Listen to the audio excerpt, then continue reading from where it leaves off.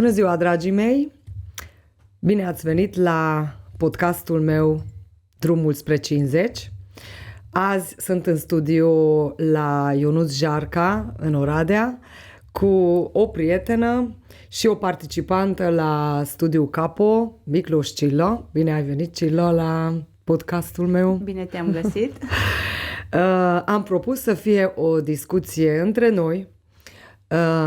Noi avem povești foarte frumoase și vreau să împărtășim și să motivăm generația noastră să înceapă să facă antrenamente sau să înceapă să facă un sport sănătos.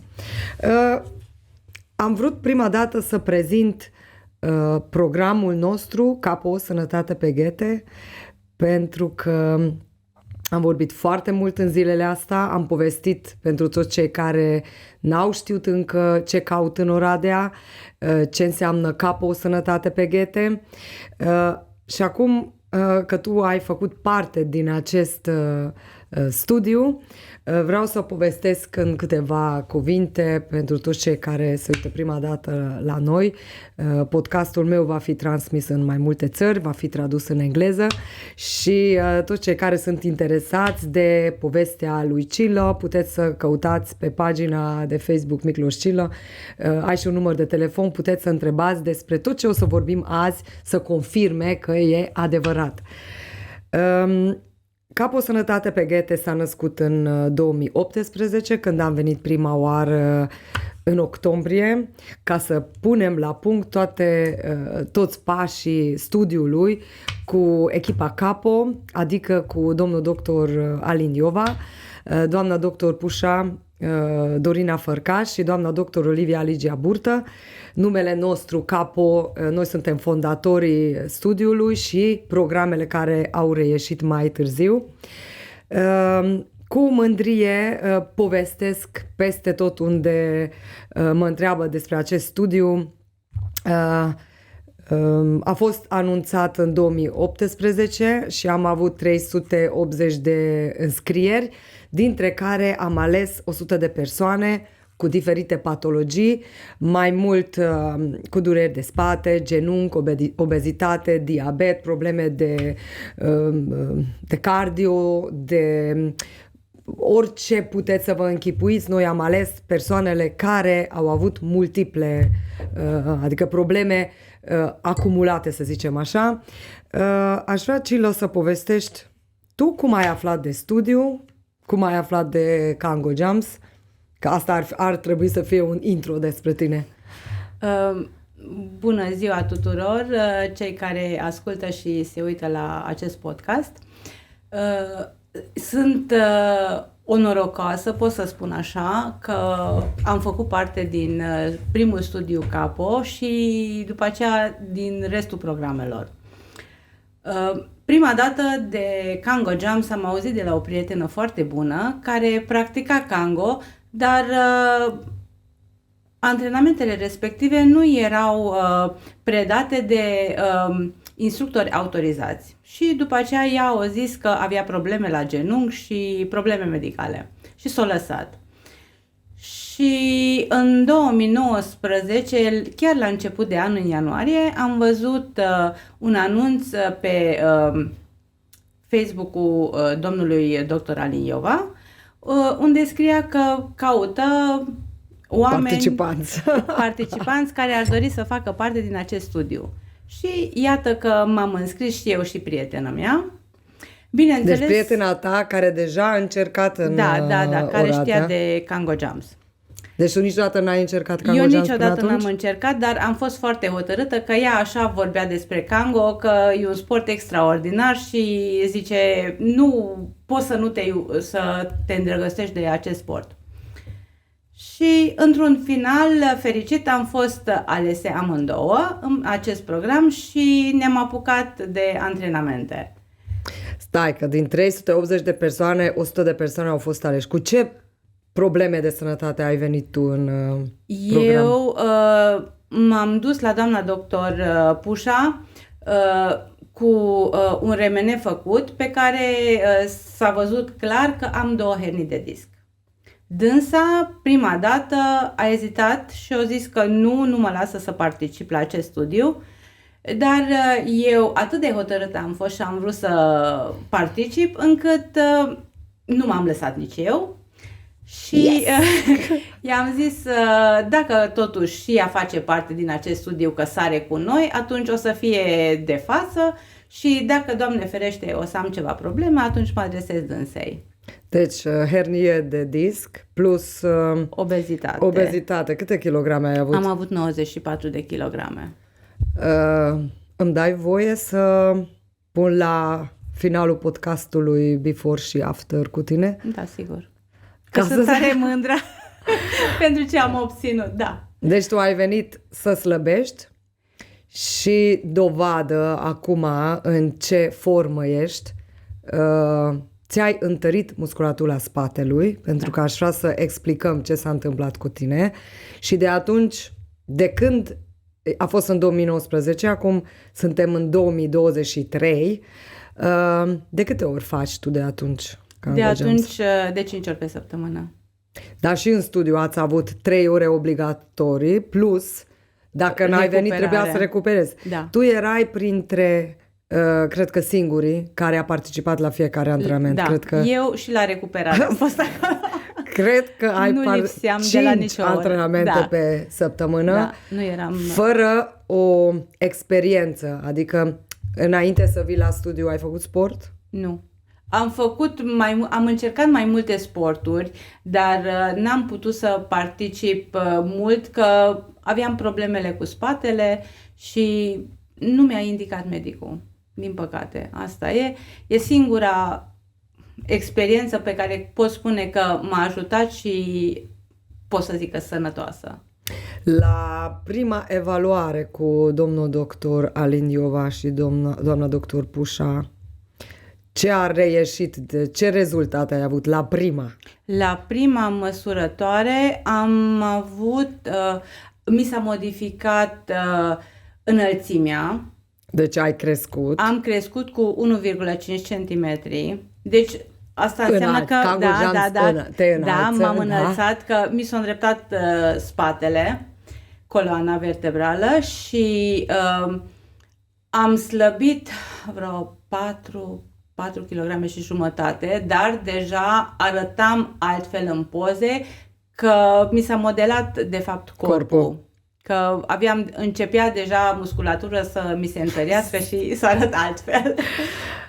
Studiul, noi am planificat să fie 6 luni, dar s-a prelungit aproape cu 8 luni.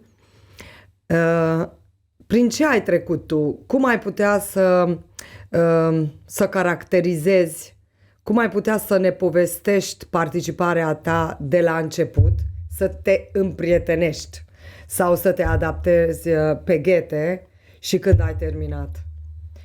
Cum te-ai simțit prima oară când te-ai pus pe ghete și după ce ai putut să faci exercițiile, cum te-ai simțit? Adică evaluarea ta. Prima oară când am încălțat ghetele era în sala festivă, când ni s-a prezentat de fapt programul acesta. Atunci eram atât de euforică și deși chiar prima oară am avut ghete în picioare, că eu am zis că neapărat trebuie să-l fac până la capăt, că nu vreau să mă las. Mă simțeam în al 9-lea cer, sincer vă spun. Și după aceea, când am ajuns la finalul programului în octombrie, pe 13 octombrie, noi atunci am avut Guinness-ul și finalizarea programului, cum ar fi, că atunci am făcut și cheful, atunci am sărbătorit. Eu am fost foarte supărată, pot să zic așa, că am crezut că se va termina și nu o să mai facem cango, mi-ar fi lipsit foarte mult. Și când te apuci de acest sport, devii dependentă. Dacă într-adevăr faci cu suflet. Tu chiar ești un model de dependență Cango Jumps. Pentru că toți cei care vă uitați pe paginile noastre de Facebook, Cile este în primul rând, pozele tale arată evoluția ta, dar aici un lucru foarte, foarte important în echipa Capo, tu ai rămas și te menții în formă, vii zilnic la antrenamente, ai devenit instructoare. Aici aș vrea să punctez și aș vrea să întreb cum s-a schimbat viața ta de când te-ai pus prima oară pe ghete, fizic și mental? De atunci eu sunt mult mai încrezătoare în mine, ăsta e clar, și n-aș vrea să se schimbe absolut nimic, că am o susținere din spate, soțul meu este alături de mine. Deci nu comentează că în fiecare zi ești la antrenament? Nu, el e cel care tot timpul îmi spune du-te și fă dacă îți place, că dacă tu ești fericită, atunci și eu sunt fericit. Deci vă rog să distribuiți podcastul cu Cilla, pentru că trebuie să vadă toți soții.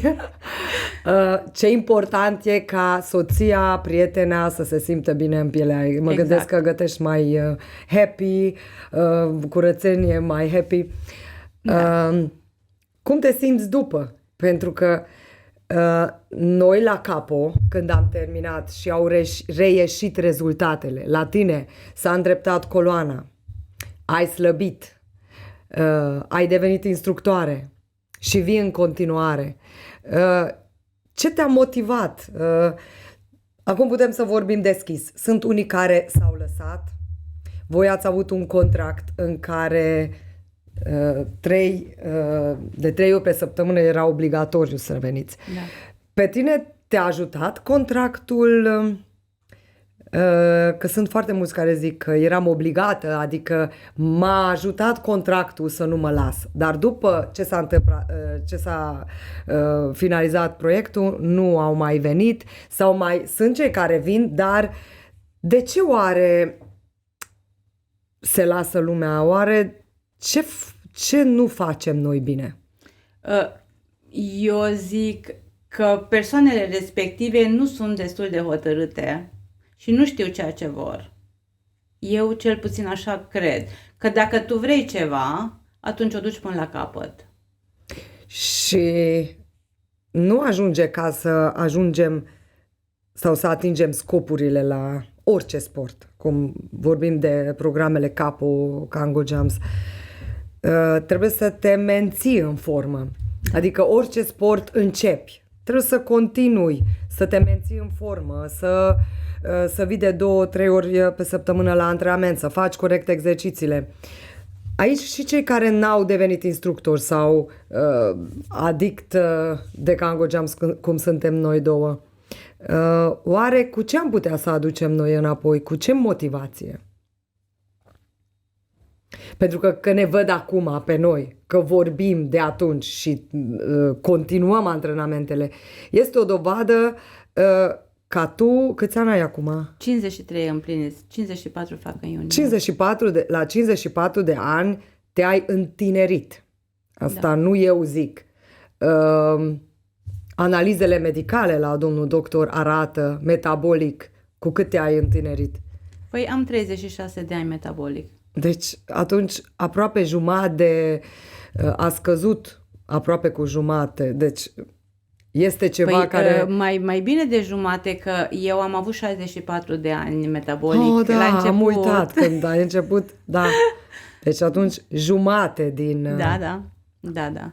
Că eu aveam 64 metabolic la început.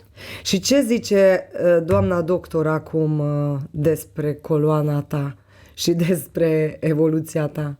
Păi este foarte încântată și eu sunt cobaiul, cum ar fi, că la toată lumea, dacă are probleme cu coloana vertebrală și are hernie de disc sau ceva, atunci să mă întrebe pe mine. Să te întrebe pe tine, dar noi avem noroc cu programele noastre medicale pentru că avem totdeauna supervisor la orele noastre, deci doamna doctor totdeauna e prezentă și doamna doctor Olivia Burtă e acolo, deci orice întrebare aveați, totdeauna erau acolo, aveau grijă de echipă, de voi, deci eu trebuie să mulțumesc pentru această echipă fantastică cu care am putut să terminăm studiul. Studiul va apărea în curând în carte, povestea voastră, 100 de persoane care ați participat, va fi publicat, ca toți instructorii și toți cei care au probleme de sănătate și au dubii sau nu poate să facă sport, atunci este o soluție pentru toți. Ești un exemplu și ai arătat că cu 2 hernii, cu obezitate și cu un program încărcat, pentru că și tu ai familie, lucrezi, se poate ajunge la sală și nu te-ai lăsat. Da. Ce vise, ce te-a determinat să termini și cursul de instructor? În primul și în primul rând, tu. Că, probabil că ai văzut un potențial în mine, că știai că îs obsedată de acest sport și ai zis că totuși, având și problemele medicale înainte, eu o să fiu un exemplu bun pentru restul persoanelor care vor să facă sau să încerce acest sport și să rămână și să facă în continuare. Câte întrebări sau întrebări frecvente ai tu la antrenamente care te întreabă? Că stai în primul rând, că faci exercițiile, că împreună, că faci parte din antrenamentul nostru, pentru că ajuți pe cei care vin prima oară, motivezi, arăți exercițiile corecte, ții de mână dacă suntem Facem mulți la împreună, oră. da, așa e. Cât de frecvente sunt întrebările participanților noi care vin la antrenament? Ce te întreabă? Păi mă întreabă cum am început, când am început, le spun că niciodată nu-i târziu, că și eu aveam 49 de ani când m-am apucat de Kango. Deci vârsta nu poate fi un obstacol. Kilogramele nu pot fi un obstacol, că totuși și eu aveam o greutate. Și sunt foarte mândră că am ajuns unde am ajuns și arăt așa cum arăt. Dacă au probleme de sănătate, nici asta nu poate fi un obstacol și o scuză, că și eu am avut probleme de sănătate, deci la toată lumea le spun și mă întreabă că ce am făcut, cum am făcut și le explic de fiecare dată, dacă sunt persoane noi, că cele vechi deja știu că uite, asta e, dar... Modelul nostru, în primul rând. Da, așa e. Și tu poți să povestești nepoților că ești și bunică. Da. Suntem bunici, da. Poți să povestești nu numai pentru generațiile tinere, dar putem spune că ai început la o vârstă în care mulți zic e târziu. Da, așa e. Aud de foarte multe ori, e ușor pentru tine, nu se vede vârsta, sigur că numai asta faci zilnic. Nu e vorba că asta fac zilnic și că este un sport pe care eu am adus în țară și promovez, pentru că ador și îmi place foarte mult să-mi pun ghetele în picioare, uit de problemele mele zilnice și asta am încercat totdeauna la fiecare program să vă transmit prin terapia muzicii și prin felul meu de a fi, unde am ajuns prin acest sport. Pentru că e altceva când povestesc eu, da, e altceva când spune cineva care la 49 de ani a pus prima oară ghetele în picioare și a făcut o performanță, pentru că tu, la vârsta asta, putem să spunem că ai făcut o performanță. Oricine poate să ajungă să facă pasul ce ai făcut tu, dar trebuie să înceapă de undeva. Cineva vreodată a vrut să te demoralizeze aici în Oradea, prieteni sau oricine din Da, am avut familie. mai multe persoane, mai ales tata, că îmi spunea, dar totuși, de ce te duci tu zilnic la antrenament? Dar ai tu o vârstă. Și eu i-am spus, zic, da, vârsta este doar o cifră în buletin și eu nu mă simt atâta cât îmi scrie acolo. Și atâta tot. Nu mă las demoralizată, eu sunt o fire așa pozitivă, de fapt, și încerc să fac ceea ce cred că e bine. Și acum înțelegi de ce trebuie un instructor să fie pregătit, pentru că ai început povestea ta că ai auzit de Kango Jumps și că prietena ta mergea în Oradea la un instructor care nu avea diplomă. Deci acum vezi cum ne poate strica munca să zic un fake instructor care crede că munca noastră e ușor, că nu este ușor. Trebuie să faci niște cursuri, trebuie să fii medic, psiholog, entertainer și a face un grup și să motivezi în fiecare zi ca tot timpul să vină, nu este așa de ușor. Este foarte important să faci exercițiile corecte ca să ai rezultate vizibile și sănătoase.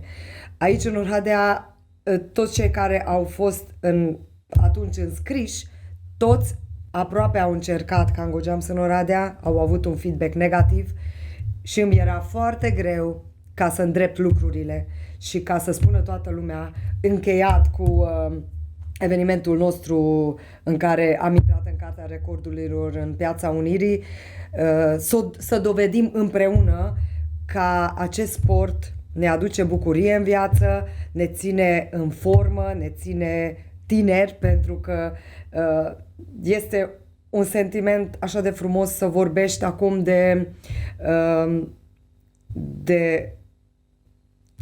toți pașii pe care ai făcut să ajungi aici. Nu cred că tu acum ai renunța și ai cade din nou în capcana în care ai venit să ai 90 sau 100 de kilograme. Cum te menții tu în formă?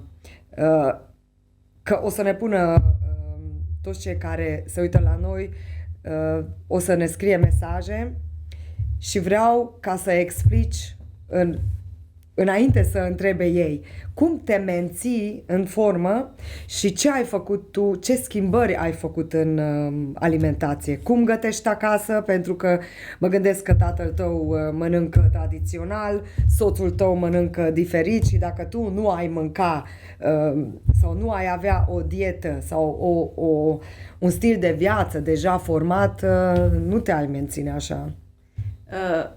Eu gătesc tradițional. Asta e tot, că, bineînțeles, am eliminat din alimentația noastră uleiul și lactatele. Am o dietă cu care încerc să mă mențin și eu zic că e ok. Dar asta înseamnă doar lactatele am scos din alimentație și uleiul vegetal. Cu grăsime animală, cu un soare gătesc. Perfect.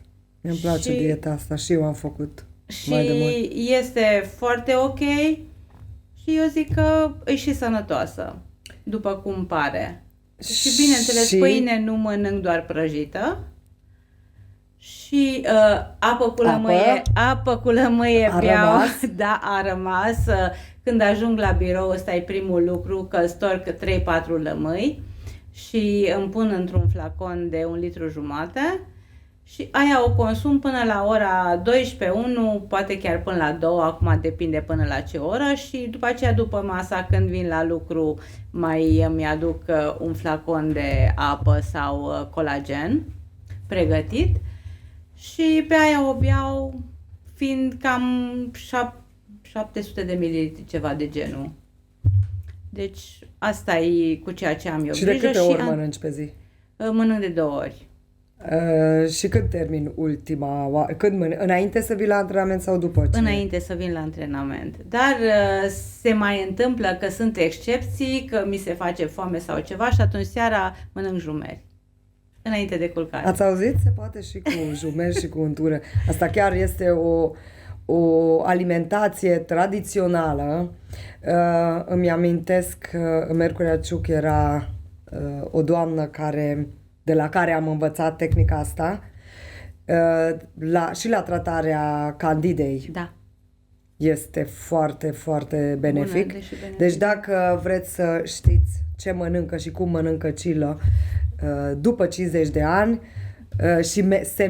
și menține și are un corp și o piele, pentru că am vrut să te întreb înainte să vii la antrenamente, și fața ta era la fel și stilul tău vestimentar și look-ul tău? Nu era așa. Când mă uit la poze, nu pot să cred că, într-adevăr, așa par după poze că m-am întinerit. Dar posibil că nu, sau mai mult ca sigur că nu la vârstă, dar imaginea spune tot. Tu ai participat și la programul nostru Metamorfoză, Da? în care am avut o echipă și mai mare, pentru că era o transformare. Care e diferența? Care a fost diferența între programul Metamorfoză și Studiu Capo? Diferența a fost că aveam și psihologi care ne ajutau Pe Mazai Lăcrămioara, Da. mulțumim Lăcri. Da, Cu ce te-a ajutat psihologul în programul Metamorfoză? Lăcri m-a ajutat să mă pun eu pe primul loc. Perfect. Că dacă eu sunt bine, și restul familiei va fi. Și pot să le fac pe plac și pot să fiu chiar super mami. Super și grandma. granny, da.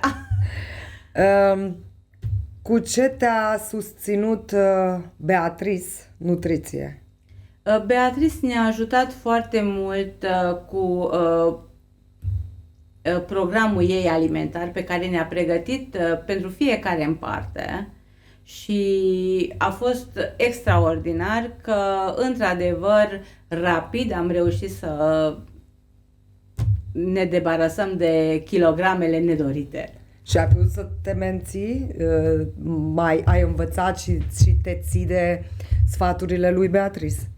Păi, acum, atunci am putut, dar m-am apucat de o altă dietă, cum ar fi, și acum nu o țin pe a ei, dar e foarte ok și Oricum a fost foarte benefic. Start foarte bun, da. Foarte bun. Da, Mulțumim, da. Beatrice, și te așteptăm și în al doilea program, care va începe în ianuarie, în luna asta. Eu am vrut să vorbim un pic despre diferența programelor, pentru că mulți mă întreabă, dar care e diferența între programul care există acum, Kango Power, Kango Dance, Discovery, Bootcamp sau Kick and Punch? Diferența între programe că e medical, că avem medici în echipă, medicii sunt la antrenamente, participă la antrenamente, înainte fiecare participant este evaluat, deci fără evaluare și fără rețetă nu începem antrenamentul. Totodată mă adaptez pe rezultatele evaluării, deci totdeauna domnul doctor Alin Iova și doamna doctor Pușa Dorina Fărcaș îmi dau direcțiile. Cine avem în echipă? Ce fel de probleme au? M-am concentrat foarte mult la poziția corectă, la întărirea musculaturii spatelui, brațe. Oricum, ghetele au 4 kg și lucrează foarte frumos picioare, abdomen, dar programul diferă și este punctat prin echipa de medici. Este un program bine pus la punct. Urmează ca să apară cartea despre studiul vostru, în care fiecare participant o să fie cu poze înainte și după și descrierea voastră ce s-a întâmplat cu voi. Totodată programul Metamorfoză, care va fi lansat și în alte țări. toți instructorii care se uită la noi, podcastul va fi tradus în engleză și toți cei care se uită la noi, dacă au întrebări, puteți să ne întrebați prin mesaje. Vreau ca toți instructorii să învețe tehnica de capo, tehnica de metamorfoză și exemplul vostru, cei care ați participat, să fie peste tot în lume. Eu aș vrea foarte mult ca să mai vorbim un pic, să încheiem podcastul nostru cu tine cu o motivație ca